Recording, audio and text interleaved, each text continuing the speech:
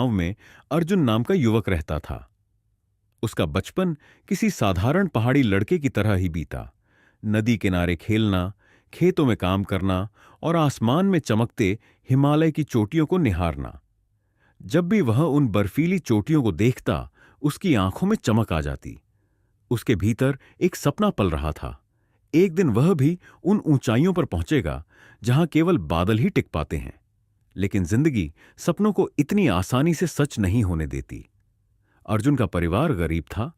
पढ़ाई के साथ साथ उसे छोटे मोटे काम करके घर चलाना पड़ता। फिर भी वह हर शाम पहाड़ों को निहारते हुए अपने मन से कहता, एक दिन मैं इन पर चढ़ाई करूंगा। अचानक आया तूफान।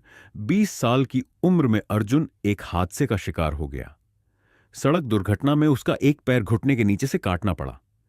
यह घटना किसी भी इंसान की दुनिया को तोड़ सकती थी। लोग कहते, अब तेरे सपने सपने ही रहेंगे, तू अब जिंदगी भर लाठी के सहारे चलेगा। उस समय अर्जुन के भीतर दो आवाजें लड़ रही थीं। एक कहती, अब सब खत्म हो गया। दूसरी फुसफुसाती, तू अधूरा नहीं है, बस तेरी कहानी अधूरी है। इनकार और संघर्ष। पहले कुछ महीने अर्जुन टूट गया। वह कमरे में बंद रहता, बाहर निकलने से कतराता। दोस्तों और रिश्तेदारों की बातें उसके कानों में गूंजतीं।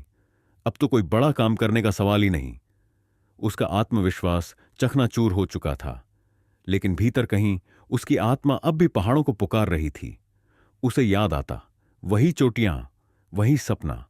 और तभी उसके भीतर एक चिंगारी भड़क उठी। गुरु से मुलाकात। गांव के ही एक बुजुर्ग पर्वतारोही महेंद्र सिंह ने उसकी आंखों में छुपा दर्द देखा। उन्होंने अर्जुन से कहा, पैर खोने से इंसान अपंग नहीं होता, हिम्मत खोने से होता है। अगर तू सच में पहाड़ चढ़ना चाहता है तो मैं तुझे तैयार करूंगा। उनकी बात अर्जुन के लिए किसी जादू की तरह थी। उसने ठान लिया कि वह हार नहीं मानेगा। तैयारी और चुनौतियां